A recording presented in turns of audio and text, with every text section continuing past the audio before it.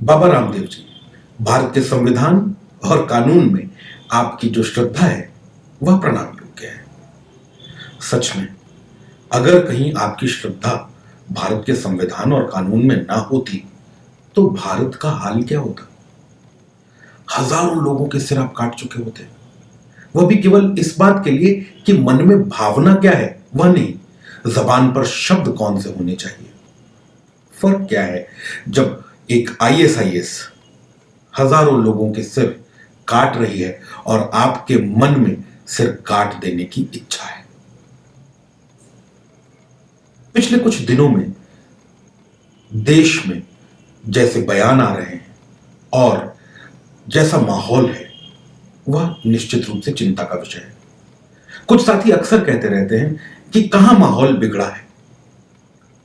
मैं उनसे पूछना चाहता हूं कि आखिर ऐसे बयानों की बाढ़ से माहौल बिगड़ता नहीं है क्या?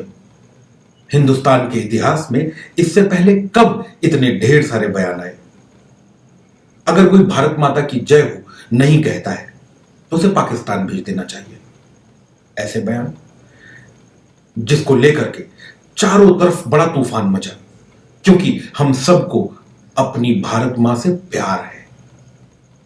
कहा जाता है वह प्यार जब कोई एक और नेता उठ करके कह देता है कि भारत का झंडा तिरंगा नहीं भगवा होना चाहिए।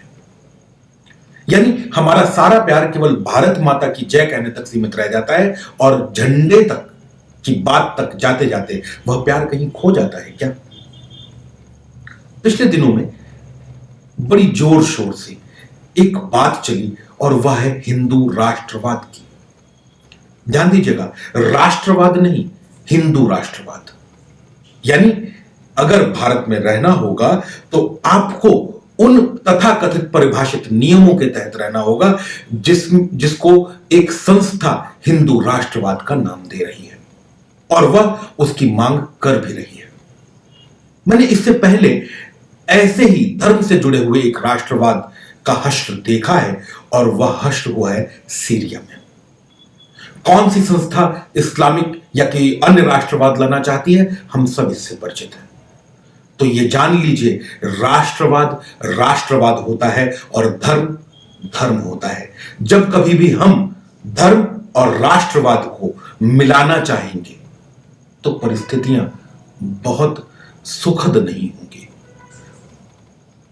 बहुत सुखद तो जाने दीजिए, बहुत दुखद होंगी, क्योंकि हम सब कहीं ना कहीं अपने मन के उन बंधनों में बंधे हुए हैं जहां अपने धर्म को हम श्रेष्ठ मानते हैं और अपने धर्म को श्रेष्ठ मानते हुए हम अपने धर्म को दूसरे पर लादना चाहते हैं। एक धर्म कहता है कि अगर तुमने यह धर्म नहीं माना तो तुम काफिर हो, और दूसरा धर्म भी लगभग ऐसी ही भावना रख रहा है। तो फर्क कहां है इन दोनों धर्मों में? कौन सा हिंदू राष्ट्रवाद, कौन सा मुस्लिम राष्ट्रवाद या कौन सा किसी भी धर्म का राष्ट्रवाद? मैं मानता हूं अगर कोई राष्ट्रवाद होना चाहिए तो वह भारतीयता का राष्ट्रवाद होना चाहिए। क्योंकि जब हम राष्ट्रवाद की बात करते हैं तो हमें सोचना होगा कि राष्ट्र पहले आया या राष्ट्रवाद, और राष्ट्रवाद होता क्या है। भारतीय राष्ट्रवाद की सबसे पहली झलक 1880 और 1873 के बीच में आनंदमठ और अन्य कुछ नाटकों में मिलती है। वहां से पहली बार भारत माता शब्द आया और भारतीय राष्ट्रवाद का जन्म हुआ। उससे पहले भारतवर्ष, भारत खंड, जम्बू द्वीप आदि जैसे अनेक शब्द हमारे इस भूखंड को जिसमें हम रहते हैं की संज्ञा दी जाती थी। किंतु हम धीमे धीमे आगे बढ़े।